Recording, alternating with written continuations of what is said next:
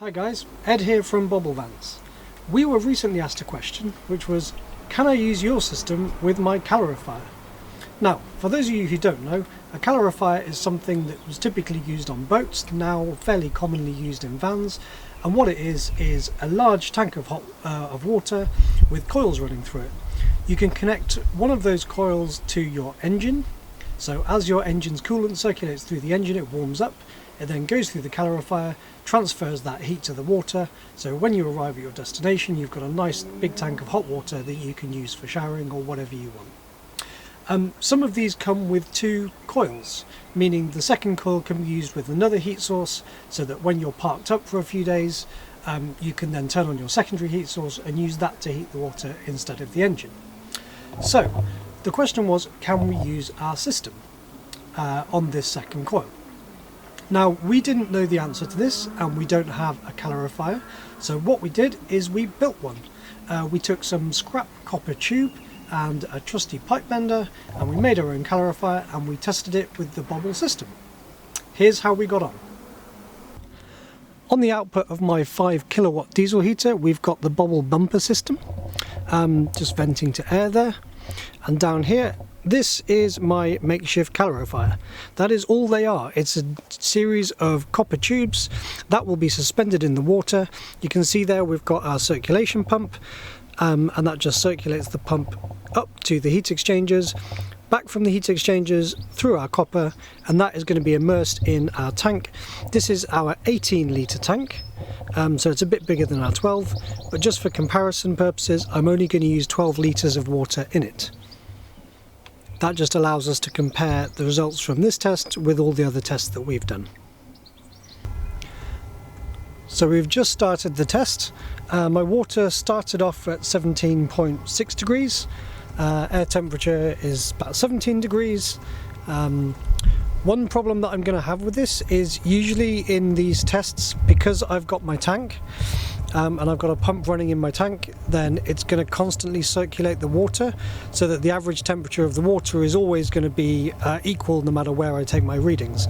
But with this system, because my water in the tank isn't actually moving, I might struggle to get accurate readings. So what I'm going to do every time I take a reading is just give it a shake, give it a stir, and then I'll take the reading with my thermometer. So I'm about to take my first reading. All I'm going to do, just give the coils a little wiggle. That moves the level around in the tank. It gives me a nice accurate reading, and it means that I'm not going to be reading a temperature which is right next to the heater coil, so it'll just give me a better result when I come to plot the graph. So we're about 9 minutes into the test now. This is running the heater from cold, and the problem that I was finding is that I've got no way of actually telling what temperature the circulation water is. So what I've done is I've just gone back to my cup. I've just taken the outlet off the pump, so if you can see that, which just gives me a little reservoir of water, and it just allows me to measure that temperature. So that's measured at 44.2. My last water temperature reading was about 28, so my circulation water is actually only 10-12 degrees above where my water temperature is. That's actually a lot better than I was expecting. As I said, calorifiers typically run at 80-90 degrees. So the fact that these are not running that hot means that my coils and my water are actually quite efficient and are transferring quite a lot of the heat to the water. One thing that would be much more efficient is if there was some kind of pump in the tank, just kind of stirring all the water around. But obviously that's not really possible. I'm trying to simulate a calorifier as best I can. If I was having something actively increasing the cooling, then it wouldn't be a fair test, so I'm not going to do that. But if I was doing this sort of system for myself, then it is something that I'd introduce. I've just put my probe up into the very centre of the last heat exchanger just to try and measure the air temperature as accurately as I can. It looks like it's running just shy of 70 degrees. Now, if we say the ambient air going in is around 20 degrees, the air coming out is 120. and then we're measuring this at about 70 degrees. That's probably just less than half of the available energy from the heater that we've been able to capture and transfer into the water. So this heater is not quite running on full. They put out just over 4 kilowatts, 4.2, 4.3 kilowatts.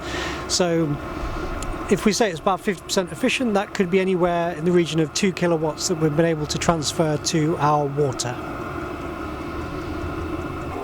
So we're about 20 minutes in now. My water temperature is about 45 degrees. The water temperature that I'm circulating through the heat exchangers and through the coil is just reading here is 56.4 degrees. So actually only 10-11 degrees difference between the water temperature in the tank and the water temperature of the circulation water, which is actually quite surprising. Like I said earlier, I thought this would actually run a lot hotter. Because we've got quite a lot of coils for the amount of water, we're actually getting really good heat transfer. These little pumps, they're rated to 100 degrees, but not if they're submerged. If they're submerged, they're only rated to 60 degrees. So what I'm going to do now is just take out the water reservoir, just plug the pump straight into the return feed.